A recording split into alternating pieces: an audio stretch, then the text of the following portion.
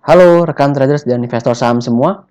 Hari ini 31 Mei 2020, saya akan memaparkan ulasan fundamental mengenai saham Krakatau Steel ya dengan kode tik saham keras.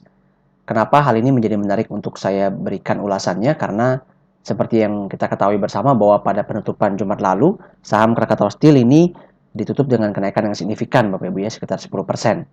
Hal ini ditenggarai oleh rilis kinerja laporan keuangan kuartal 1 Krakatau Steel yang diberitakan bahwa perusahaan ini akhirnya meraih laba.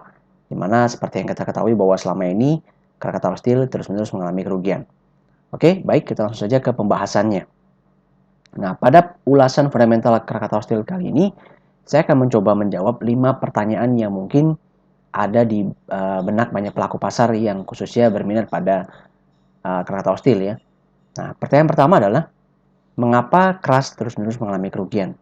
Oke, ini jelas merupakan sebuah fakta yang penting diketahui.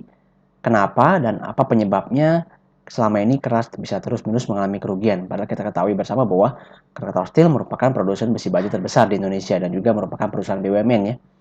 Yang kedua, bagaimana prospek dan strategi manajemen baru untuk memperbaiki kinerja perusahaan ini ke depannya? Yang ketiga, apakah benar pada kinerja kuartal 1 2020 Keras sudah berhasil meraih profit seperti yang diberitakan? Ya, ini juga menjadi pertanyaan dari banyak orang gitu. Apakah benar Keras sudah berhasil meraih laba? Ya, karena kan toh selama ini banyak janji yang diberitakan kepada publik namun tidak ada realisasinya sama sekali. Yang keempat adalah apakah saham ini sudah murah dan layak investasi pada harga saat ini? Ya, ini juga jelas pertanyaannya erat korelasi dengan pertanyaan nomor 3 yang nanti akan saya berikan jawabannya. Dan pada pertanyaan nomor 5, bagaimana dengan potensi pergerakan harga saham keras ke depannya? Oke, baik Bapak Ibu, karena penjelasan kali ini cukup komprehensif, maka saya akan berbagi video ulasan ini menjadi beberapa bagian. Di mana pada bagian pertama, yaitu pada ulasan hari ini, saya akan menjawab atau memaparkan uh, uh, pandangan pada pertanyaan nomor 1, mengapa keras terus-menerus mengalami kerugian. Sedangkan pada bagian part kedua, saya akan mencoba menjawab pertanyaan pada nomor 2 dan nomor 3. Dan pada bagian ketiga, saya akan mencoba memberikan penjelasan mengenai pertanyaan nomor 4 dan juga nomor 5. Oke, baik. Kita langsung saja masuk ke pemaparan fakta daripada Krakatau Steel. Yang pertama adalah maraknya produk besi baja impor, Bapak Ibu. Perlu Bapak Ibu ketahui bahwa kebutuhan baja nasional kita dari tahun ke tahun semakin meningkat. Ya, di mana pada tahun 2015 sempat sekali mengalami penurunan, namun pada tahun 2016, 2017 dan 2018 terus-menerus mengalami peningkatan. Berdasarkan data yang saya dapatkan, diproyeksikan bahwa ke depannya kebutuhan baja nasional kita akan terus bertambah sekitar 1,2 juta ton, sehingga nantinya pada tahun 2020 diperkirakan kebutuhan besi baja nasional ini akan mencapai 16,39 juta ton. Oke, namun semakin meningkatnya demand ini ternyata tidak diikuti dengan kontribusi domestik Bapak Ibu ya. Dari data di atas Bapak Ibu bisa lihat sendiri bahwa ternyata porsi impor itu malah mengalami peningkatan. Dari yang tahun 2017 sebesar 52%, kemudian meningkat ke level 55% pada tahun 2018 akhir. Ya, hal ini juga dapat terlihat dari neraca perdagangan kita yang terus-menerus mengalami defisit Bapak Ibu. Ya, pada tahun 2017 sendiri mengalami defisit sekitar 4% ya. Jadi trennya terus-menerus mengalami peningkatan di mana nilai ekspor kita itu lebih kecil dibandingkan nilai impor kita. Sebenarnya menjadi concern saya atau pertanyaan besar saya adalah kenapa masih terdapat sebagian kecil pelaku industri besi baja di Indonesia yang berfokus pada ekspor. Padahal meski sama-sama kita ketahui bahwa produksi domestik kita saja belum mampu mencukupi kebutuhan nasional kita. Tapi kenapa ini ada kebutuhan ekspornya gitu loh. Nah, hal ini sepertinya sulit untuk dijawab Bapak Ibu ya. Tentu kembali lagi ke tujuan bisnis to bisnis yang jelas berorientasi pada profit. Oleh karena itu kita hanya bisa mengharapkan pemerintah selaku regulator agar dapat membuat regulasi yang baik bagi kedua belah pihak. Jadi agar eksportir dapat terus-menerus meningkatkan ekspor mereka karena bagaimanapun kita tetap membutuhkan devisa negara ya, dan juga pada produsen domestik juga tidak menjadi anak tiri agar dapat terus memenuhi kebutuhan baja nasional. Oke, yang bisa coba saya jawab adalah kenapa produk besi baja impor ini semakin marak masuk di Indonesia ya. Oke, hal ini disinyalir oleh adanya Peraturan Menteri Perdagangan Nomor 22 Tahun 2018 Bapak Ibu semua, ya. Di mana dari data yang saya dapatkan dari peraturan ini terdapat celah, Bapak Ibu ya, terdapat celah yang banyak yang dimanfaatkan oleh pelaku impor baja di Indonesia dengan melakukan impor besi baja dengan cara mengubah unsur material produksinya, Bapak Ibu. Jadi yang tadinya dari carbon steel main menjadi jenisnya adalah baja alloy steel. Di mana dengan jenis baja alloy steel ini dari permen tersebut itu mendapatkan benefit biaya masuk nol. Ya, jadi mendapatkan benefit biaya masuk 0% apabila mereka merubah jenis besi baja tersebut menjadi alloy steel. Nah, ini menjadi celah yang dimanfaatkan oleh banyak importer baja sehingga membuat harga besi baja impor menjadi lebih murah ya, jauh lebih murah. Nah, faktor kedua yaitu faktor eksternal yang menekan juga industri domestik kita adalah karena di sini adanya persaingan yang tidak sehat ya Bapak Ibu. Kenapa? Karena dari negara-negara eksportir besi baja ternyata mereka diberikan keringanan pajak Bapak Ibu, diberikan tax rebate apabila mereka berhasil melakukan ekspor besi baja mereka ke negara tujuannya. Ya, kita tidak tahu ya kenapa Indonesia tidak bisa melakukan hal itu, tapi yang jelas hal ini terjadi.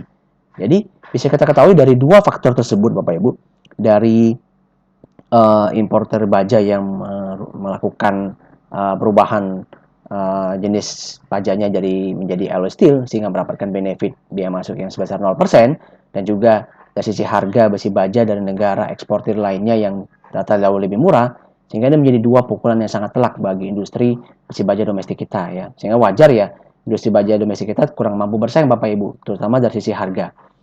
Nah, perlu Bapak Ibu ketahui juga bahwa produk besi baja Krakatau ini terdiri atas 3 bagian ya. Yang pertama adalah hot rolled coil, HRC ini menjadi produk utamanya, keras. Yang kedua adalah cold rolled coil atau CRC, yang ketiga adalah wire rod ya. Bisa Bapak Ibu lihat sendiri bahwa pada produk HRC, Krakatau Steel masih mendominasi pasar yaitu sebesar 40%. Tapi pada produk CRC dan wire rod, Krakatau Steel bisa kita simpulkan ini kalah telak Bapak Ibu ya. Jadi secara overall bisa saya simpulkan bahwa produk Krakatau Steel kurang laku atau kurang diserap di konsumen domestik kita ya. Sehingga ya wajar saja Bapak Ibu, dari data ini Bapak Ibu bisa dapatkan bahwa revenue Krakatau Steel terus-menerus mengalami penurunan ya. Mereka tidak mampu bersaing, produk mereka tidak laku di pasaran sehingga mereka tidak mampu memboost revenue mereka ya. Omset mereka tentu akan terus-menerus mengalami penurunan. Oke, baik. Saya akan langsung masuk lagi ke fakta yang kedua. Fakta yang kedua adalah neraca perusahaan ini lemah Bapak Ibu ya, yang mengakibatkan hutang perusahaan ini secara perlahan semakin lama semakin menggunung karena untuk membiayai modal operasional mereka secara jangka pendek. Oke, data ini saya dapatkan dari laporan keuangan 2019 di mana bisa dilihat di sini bahwa total aset ancaman mereka sekitar 690 juta US dollar ya, dibandingkan dengan total liabilitas jangka pendek mereka yang sebesar ini 2 miliar dolar ya, 2,493 miliar dolar. Ini suatu nilai yang sangat berbanding jauh Bapak Ibu ya. Dari sini bisa saya hitung dari sisi current ratio-nya hanya sebesar 0,27 kali saja. Jelas-jelas sangat miris sekali ya. Jadi dari sisi data ini kita bisa simpulkan bahwa Krakatau Steel sangat kesulitan likuiditas ya, terutama untuk membiayai operasional jangka pendek mereka Bapak Ibu. Sehingga ya wajar perusahaan ini tidak mampu bangkit dari keterpurukannya karena mereka tidak bisa dapatkan cash dari sisi penjualan mereka yang karena produk mereka kurang laku, mereka akibatnya harus meminjam terus-menerus pinjaman jangka pendek yang mungkin bunganya cukup besar Bapak Ibu ya. Nah, jadi kita bisa simpulkan kalau permasalahan utang ini tidak dapat dibereskan Bapak Ibu, maka Krakatau Steel akan terus-menerus seperti ini. Akan terus-menerus mengalami kerugian seperti ini Bapak Ibu ya. Ini menjadi sinyal yang tidak baik. Nah, dari total liabilitas saja kita bisa lihat bahwa totalnya sebesar 2,9 miliar dolar berbanding dengan ekuitas ya Bapak Ibu yang sekarang hanya bersisa 398 juta US dollar ya. Ekuitas ini terus-menerus mengalami penurunan dari tahun ke tahun. Hal ini disebabkan karena rugi yang ditahan Bapak Ibu. Jadi kerugian yang tercatat pada P&L itu akan dicatatkan kembali pada laporan ekuitas sehingga secara perlahan akan mengurangi setoran modal perusahaan. Dalam ini Bapak Ibu sudah mengetahui mengenai rasio PBV. Nah, untuk ekuitas untuk si kelas ini sendiri bukannya malah bertambah Bapak Ibu book value-nya, tapi malah semakin lama semakin mengalami penurunan. Ya, mengenai utang ini juga diamini oleh Menteri BUMN kita Pak Erick Thohir yang menginformasikan bahwa Krakatau Steel itu perusahaannya memiliki hutang konsolidasi sekitar 40 triliun ya, di mana secara induknya sendiri ini hutangnya bernilai 31 triliun. Kalau saya coba hitung, saya dapatkan bahwa debt to equity ratio keras mencapai lebih dari 700%. dengan total hutang sebesar lebih dari 43 triliun ya. Jadi tidak beda jauh dengan asumsinya Pak Erick Thohir, saya menggunakan kurs 14.900. Dengan ekuitas yang hanya tersisa sebesar 5,9 triliun, jelas rasio utang ini sangat-sangat besar Bapak Ibu ya. Jadi bisa kita simpulkan di fakta yang kedua ini bahwa memang Keras saat ini merupakan perusahaan yang sakit, yang sedang sakit ya. Jadi wajar saja dia terus-menerus mengalami kerugian. Tanpa ada jalan keluar terhadap permasalahan utang perusahaan ini, maka Keras akan terus-menerus seperti ini ya. Bukan tidak mungkin menuju kolaps Bapak Ibu ya. Karena kalau tidak dibantu atau tidak ada upaya restrukturisasi ya makanya Keras akan terus-menerus mengalami kerugian. Ya, kecuali mungkin perusahaan ini diakuisisi oleh perusahaan lain ya, tapi sepertinya tidak akan mungkin terjadi sih karena ini merupakan aset nasional. Oleh karena itu kita sangat berharap pada strategi manajemen baru dalam hal penyelesaian hutang ini karena hutang ini membuat profitabilitas Keras tertekan sangat hebat ya karena beban keuangannya sangat-sangat besar. Oke, fakta ketiga yang menarik juga ingin saya sampaikan adalah bahwa investasi besar yang selama ini dijalankan oleh Keras dari hutang-hutang tersebut tidak berujung pada hasil Bapak Ibu. Ya, salah satunya yang bisa kita fokuskan adalah proyek pembangunan blast furnace kompleks mereka yang digadang-gadang oleh Keras dapat menekan biaya produksi mereka. Ini sudah selesai sebelumnya pada tahun 2018 lalu ya, di mana sudah sempat dioperasikan dengan nilai investasi sebesar kurang lebih 10 triliun rupiah. Namun, lagi-lagi ternyata hal ini dihentikan Bapak Ibu oleh manajemen lamanya dengan alasan operasional biaya pabriknya terlalu besar, terlalu mahal. Ya sebenarnya agak aneh Bapak Ibu ya, bahwa harusnya proyek sebesar ini yang sudah direncanakan matang, sudah dibangun bertahun-tahun, ternyata nanti malah dihentikan. Ya karena alasan biaya operasionalnya mahal ya. Toh buat apa kalau begitu uangnya diinvestasikan? Buat apa perusahaan melakukan peminjaman hutang? Ya, yang jelas itu harusnya diperhitungkan matang dong di awalnya, betul tidak? Nah, ini jadi ya ini kembali lagi ke menurut saya menjadi proyek yang gagal ya, menjadi catatan minus untuk manajemen lama ya. Kita harapkan kembali dengan adanya manajemen yang baru jelas kita berharap hal ini tidak akan terjadi lagi Bapak Ibu ya. Nah, utang-utang tersebut juga tidak hanya pada investasi blast furnace, juga ada sekitar 3 sampai 5 triliun ini pada investasi lainnya seperti misalkan Zero Reformer ya. Di mana di sini tujuan utama proyek ini adalah untuk menurunkan konsumsi gas ya. Lagi-lagi ke beban pokok ya, ke upaya untuk menurunkan beban pokok perusahaan. Kedua adalah pada proyek Krakatau Nippon Steel Sumikin ya yang ditujukan untuk meningkatkan produksi baja cold rolled coil yaitu CRC tadi sebesar 500.000 ton per tahun ya di mana ini juga kedua proyek ini sudah selesai pada tahun 2018 lalu. Ya otomatis dari dua proyek ini kita harusnya mendapatkan insight bahwa harusnya beban pokoknya mengalami penurunan dan revenue-nya mengalami peningkatan. Tapi apa yang terjadi ya? Kita tidak hanya melihat janji, tapi kita melihatnya adalah realisasinya. Pada laporan keuangan 2019 ternyata seiring dengan penurunan revenue Keras dari 1,7 menjadi 1,4 miliar dolar, ternyata beban pokoknya juga tidak turun signifikan Bapak Ibu. Ya, berarti apa artinya gitu? Revenue-nya tidak bisa di-booster, tapi juga beban pokoknya tidak bisa turun ya. Lama-lama ya hancur Bapak Ibu ya. Laba brutonya mengalami penurunan, gross profit-nya mengalami penurunan sangat signifikan. Nah, sekali lagi, kita sebagai investor kita harus lebih teliti dalam melihat hal ini Bapak Ibu. Jadi kita tidak hanya melihat janji atau prospek yang diberikan oleh perusahaan, tapi kita juga harus menilai realisasinya seperti apa sebelum Bapak Ibu memutuskan untuk berinvestasi pada saham ini. Oke, fakta berikutnya yang menarik juga saya sampaikan adalah masalah pembangunan hot strip mill tahap 2 ya. Di mana di sini juga fungsinya untuk meningkatkan kontribusi revenue dari produk andalan mereka yaitu HRC pada segmen khususnya otomotif ya.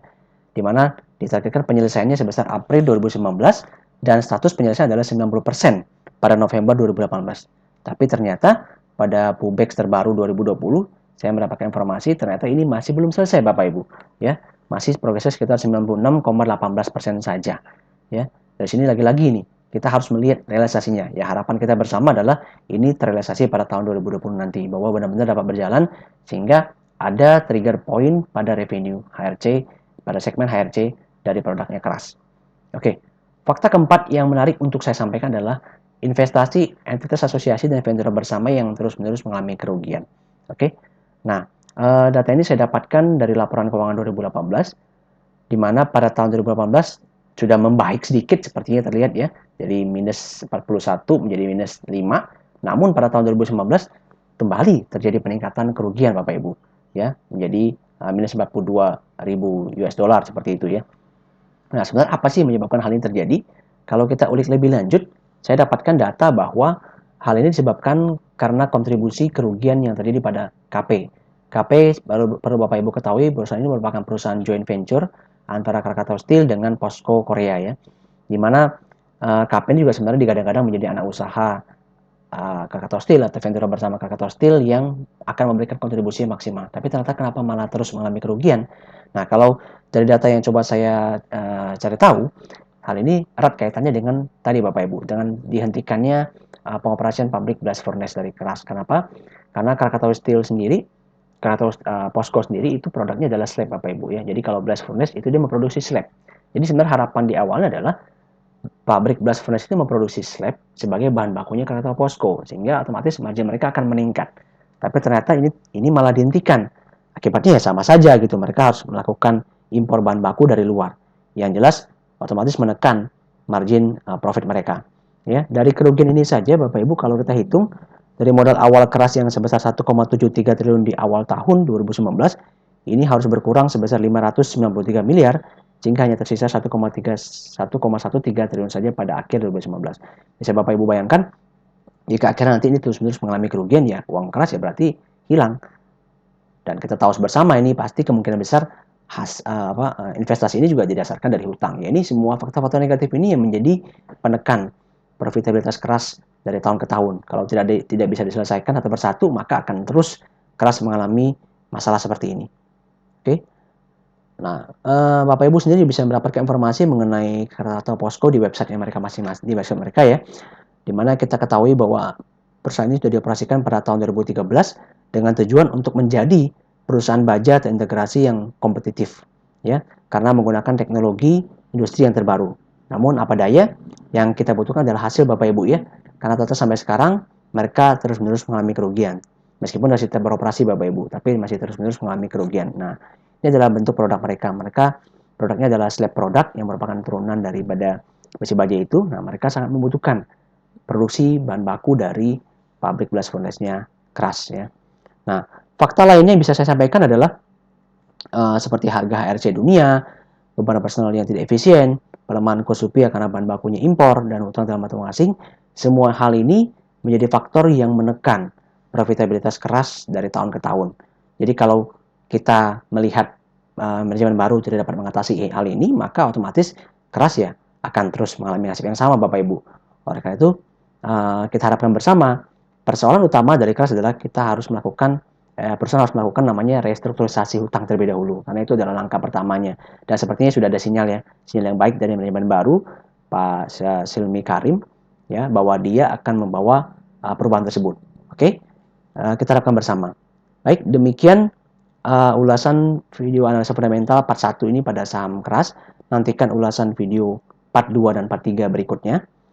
Silakan like, share, dan komen video ini, ataupun join free channel Telegram saya di @smsaham, di mana link join channel ada di deskripsi video ini. Baik, selamat siang dan terima kasih.